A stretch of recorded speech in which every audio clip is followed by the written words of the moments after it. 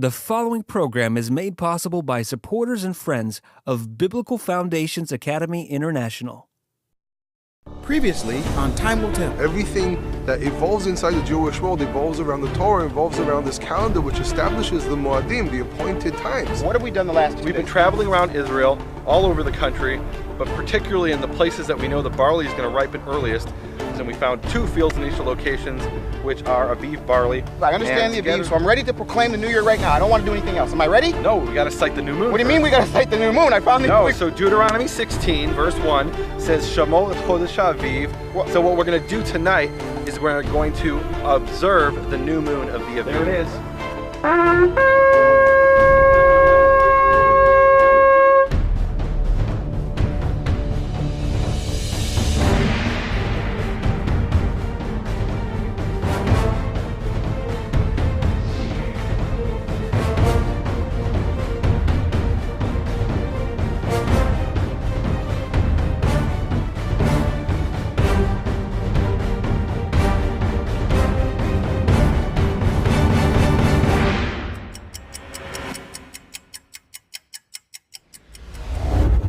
Now that the clouds of confusion were finally gone and I understood the biblical reckoning of time based on God's clock and calendar in heaven, I needed to apply this newly found information to a big problem with the sacred reckoning of time based on the church's clock and calendar on earth.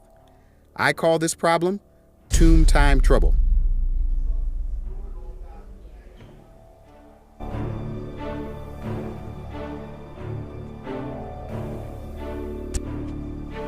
Well, folks, I've got good news and bad news. I'm here at the Garden Tomb, the traditional spot for the death and resurrection of Jesus, Yeshua. Bad news first. The bad news is that no matter how I calculate, I've looked at the Hebrew, the Greek, the English, the Aramaic, the Arabic, I've done all sorts of calculations, and Friday night to Sunday morning just does not add up to 3 days and 3 nights. The only way to understand that is to understand God's clock and his reckoning of time. The good news is, however, it's a tomb. It's a legitimate tomb. There are things around here that would say that it's at least 2,000 years old, and the good news is this: there ain't nobody in the tomb. Can I get an amen? Our modern sun-based clock will not be able to solve this age-old calendar quandary. We will have to face the fact that our present reckoning of time is out of sync with biblical time. We need to reach back into the language, history, and context of the one who said Talitha Kumi, which means little girl get up, to solve this problem. This gate is right above an ancient gate that represented our necessary path of discovery. This is the actual street level from 2,000 years ago where Jesus walked when the biblical reckoning of time was the bedrock of daily life for the Jews of Jerusalem. Before getting to the ancient level, I had to venture back down a familiar path to the Church of the Holy Sepulchre. Sepulchre is translated as tomb. You know, the tomb. I tend to get inspired if I can be in the actual spot where something happened. The operative word is if. After 2 earlier attempts trying to enter this famous church, I wondered if I had struck out. This time, however, the huge doors were almost shut and there was a guy who just looked like a willing subject for our project, standing outside talking to a policeman. When I asked about how they kept the peace and if it was finally safe for me to enter, the policeman wanted no part of the interview. But my new friend was more than willing to talk to me. So if you have been, in a minute I will give you my visit card. You will give me what? My visit card. I found the Muslim equivalent of St. Peter. His family has been the actual key holders and doorkeepers of this church for hundreds of years. Is this ironic to anyone else? A Muslim peacekeeper holds the keys to the church because the Christians can't keep the peace. Now that I was friends with the real key holder of Constantine's church, I asked if he could help me out by opening both doors, just in case I needed to get out quick, fast, and in a hurry. I was motivated to find someone inside the famous church to give me an on-camera interview, hopefully in English. No, I don't speak no English. When I finally saw this priest, his smile caught my attention and he looked like he had keys. All he could say was no, so I waited to ask for his help. Finally, after intense negotiations, I was able to get these 2 English-speaking priests willing to talk to me on camera. Sort of. Tell us about this place. Okay, we are in the Holy Sepulchre Church. This is crucifixion up there is shoes. Down here, after the crucifixion, they bring down here and clean, perfume him, dress him, and bring him to the Holy Tomb. This is the Holy Tomb of Jesus. They put Friday night here, Sunday morning, early is risen from this place, exactly. The Holy Tomb of Jesus. All is call all this area Holy Sepulchre Church. I found it interesting that above the tomb is a huge sun disk in the ceiling with light shining through into the dark building. Even though it was a stunning shot, I was a bit distracted by keeping one eye on the holy tomb of Jesus with the priest standing guard and one eye on the police who were guarding the priest, I think. I finally realized why there was so much tension. Within 20 yards of each other, you have different denominations conducting their worship services at the same time.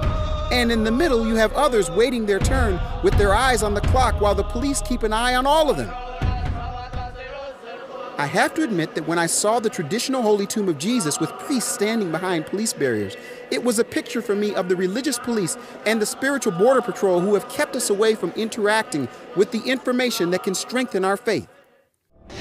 I guess that's why I tend to break through borders like this so I can get up close and personal for the purpose of understanding.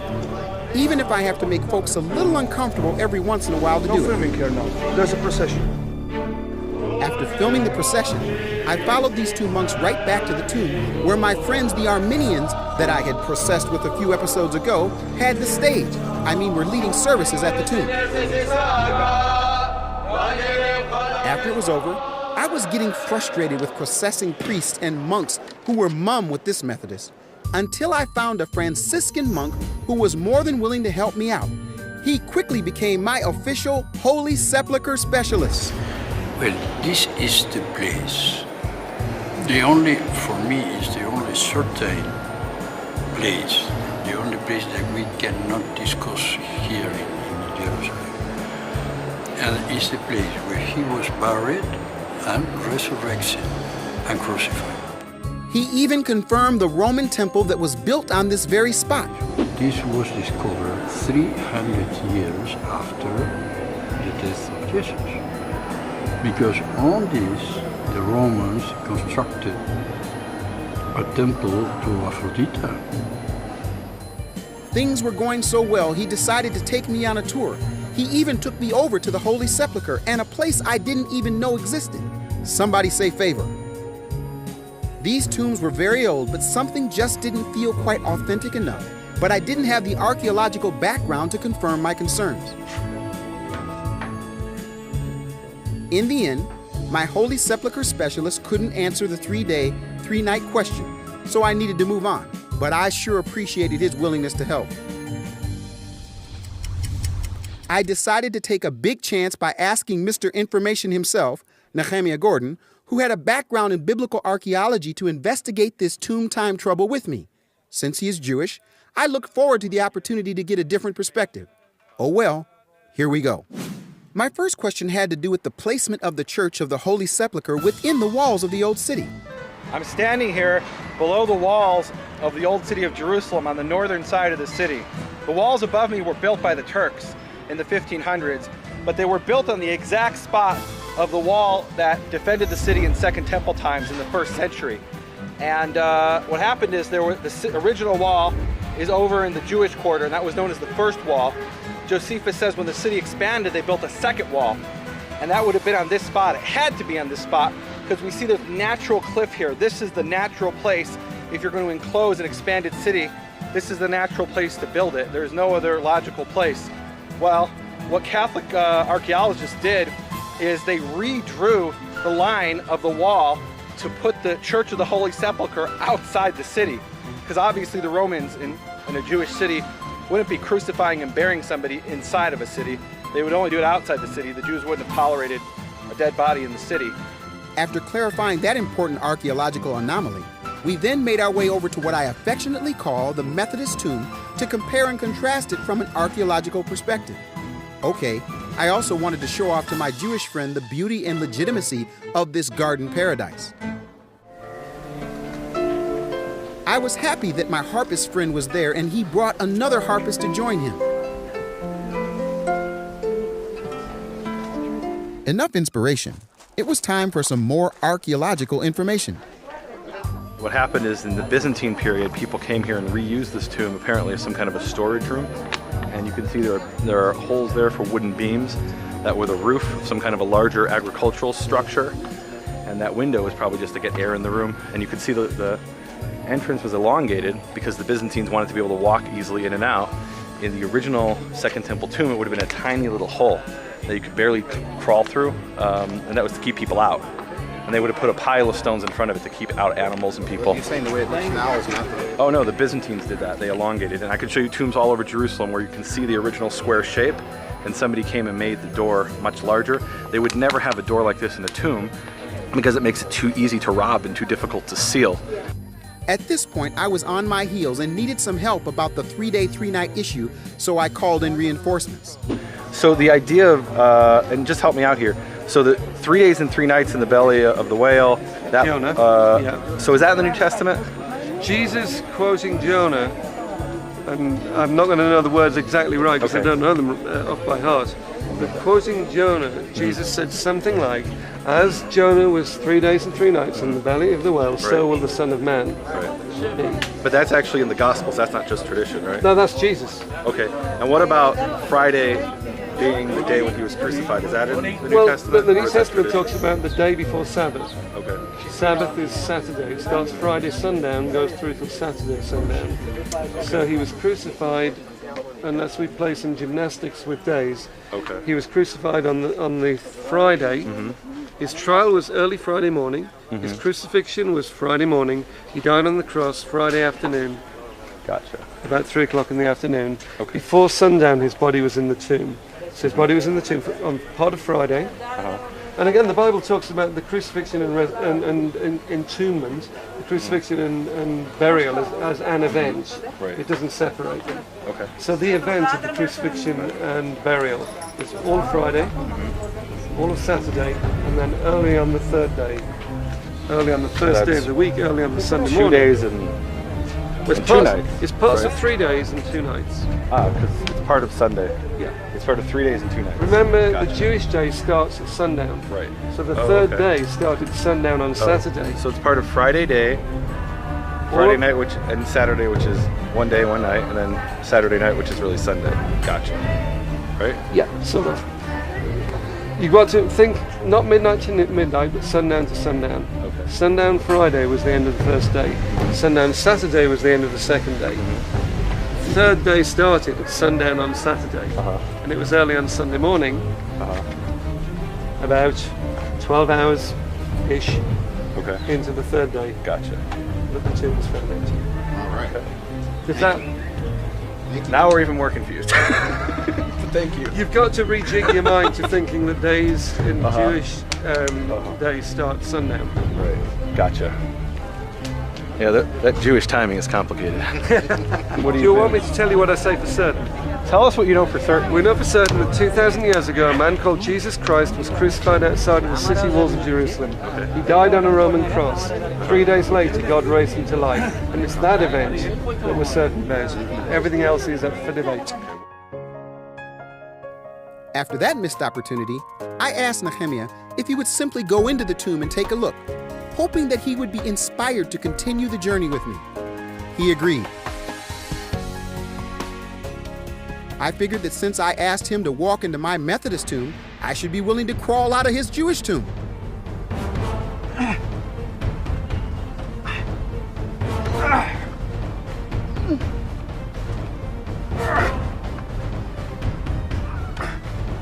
Hey guys, this is based on what we learned, this is the size of probably the original tomb.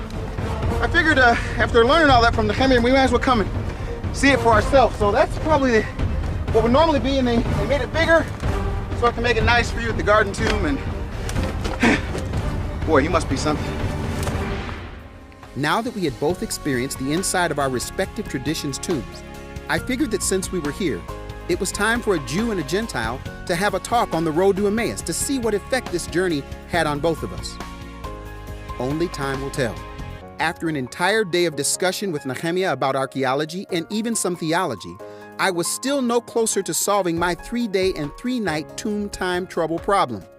I guess I could say with a certain amount of confidence that the Church of the Holy Sepulchre was without archaeological evidence and the garden tomb was lacking the authentic appearance. Desperate times required desperate measures.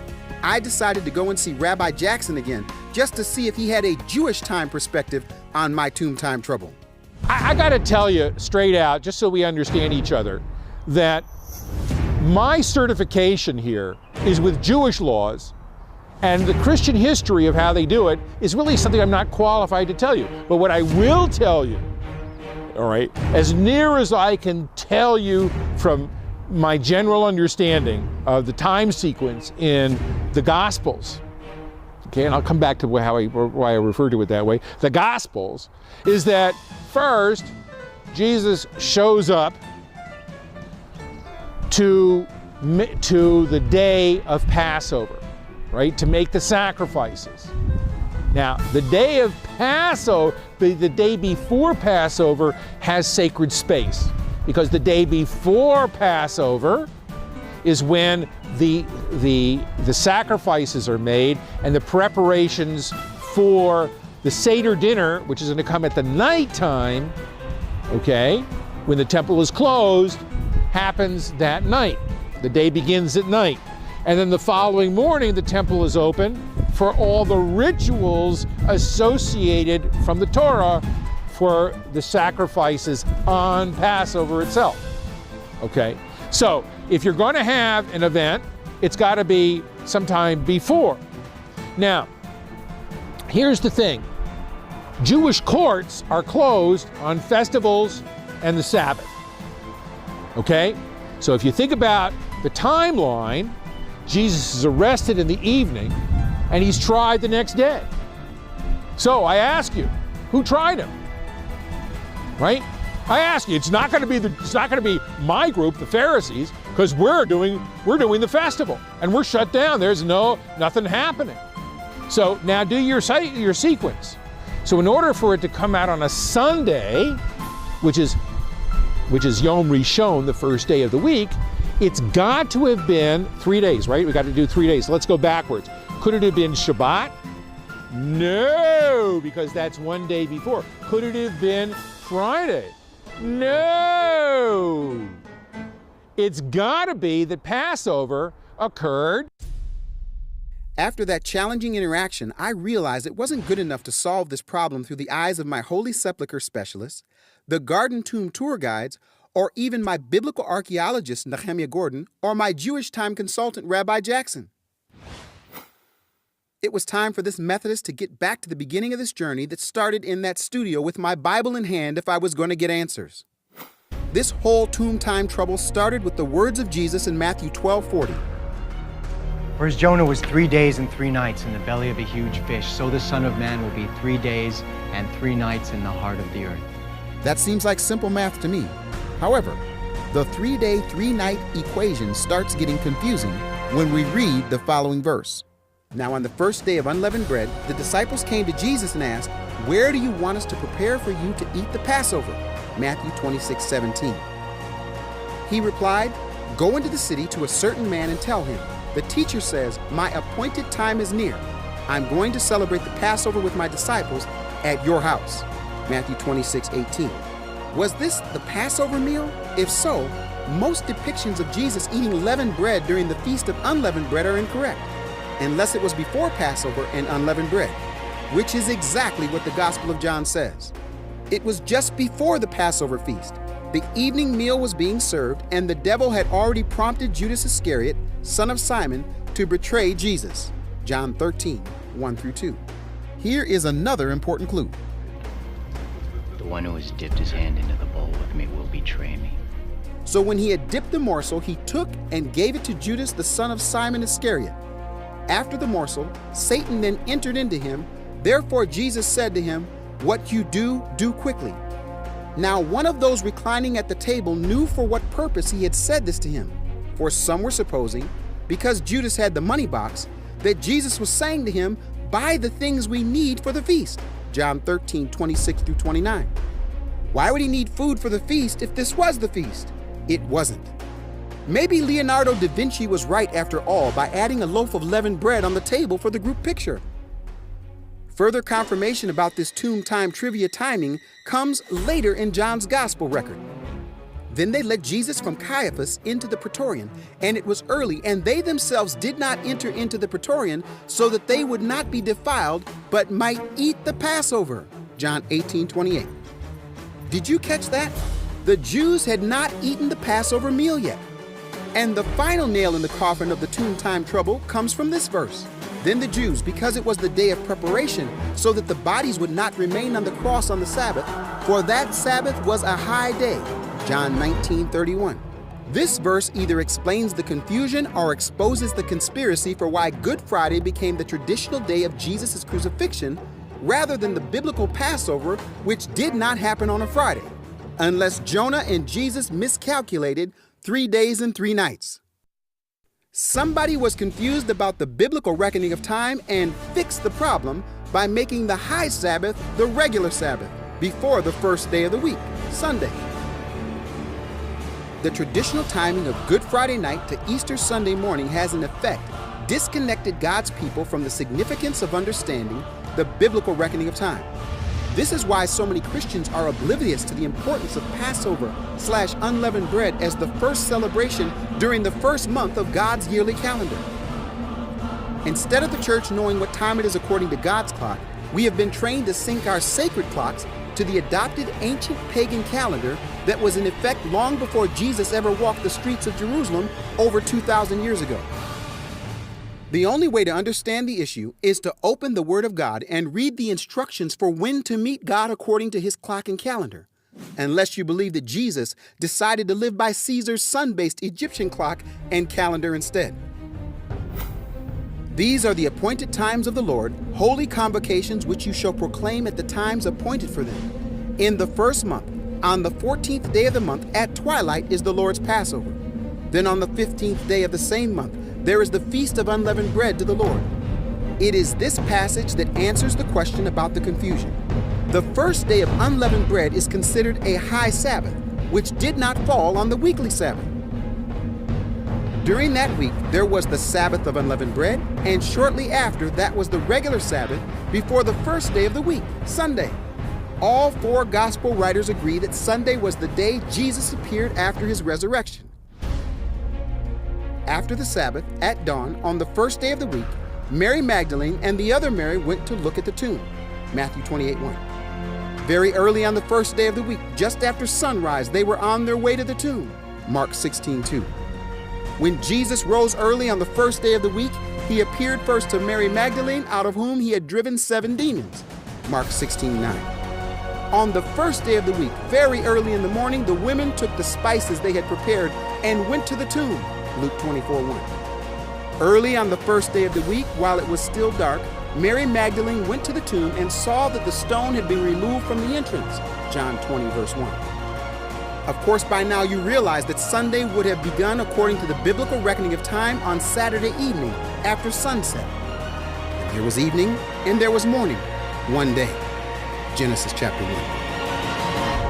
Now, for the sake of finding common ground with good math, the New Testament, and even Rabbi Jackson's Jewish time, let's start with a Sunday appearance after Jesus' resurrection and work backwards. Sunday would have begun on Saturday evening and equals the 3rd day. Saturday would have begun on Friday evening, which is the weekly Sabbath, and equals the 2nd day. Friday would have begun on Thursday evening, which would have been the high Sabbath of the Feast of Unleavened Bread, and equals the 1st day. Passover would have begun at twilight Thursday evening when Jesus was laid in the tomb. This, my friends, equals 3 days and 3 nights. So what caused all this tomb time trouble? Frankly, the Christian Emperor Constantine and his College of Cardinals messed with the date for Passover and caused a clock crisis. As a final order of business at the Council of Nicaea, the bishops decided upon a date for the holiest of Christian celebrations, Easter, which was being observed at different times around the empire. Previously linked with the timing of Passover, the council settled on a movable day that would never coincide again with the Jewish holiday, the first Sunday, after the first full moon, on or after the vernal equinox. I just couldn't avoid the obvious. Methodist sacred time is in conflict with God's time. Well, this is where we started when I came to Jerusalem after being in the studio, knowing that I needed to get out of the studio, come to Jerusalem, and bring you with me. So we've traveled throughout the land of Israel. We've been south, we've been north, we've been east, we've been west. We've started on the top of places. We've dug ourselves to the bottom. In the end, what we're really trying to do is to give you perspective on the importance of God's time, specifically His clock. I believe that we're at a time right now, we're at a place for new beginnings. Just like it happened in the land of Egypt, when the Creator of the universe told Moses and Aaron this in Exodus chapter 12. He said this, "The Lord said unto Moses and Aaron in Egypt, this month is to be for you the first month of your year." In other words, what he was saying to them is, I'm going to establish for you time. I'm going to establish for you celebration. I'm going to let you know just when and where to do what I've called you to do. I have appointments for you. You're to look up in the sky and to see the Hodesh, the first sliver of the new moon. And then after you see the first sliver of the new moon, what are you to do then? In the middle of the month, there's going to be a huge clock, a full moon, and when you look up, you'll know that it's time for the celebration. It is a time for new beginnings. God is calling His people north, south, east, and west, just like that clock back there is putting forth 8 rings, the number for new beginnings. Let us begin to celebrate with Him, to enjoy His appointments, and to be able to understand His clock just the way He intended for us to do it. Let's do this because He's calling us, and as He's calling us, let us be a people that will respond.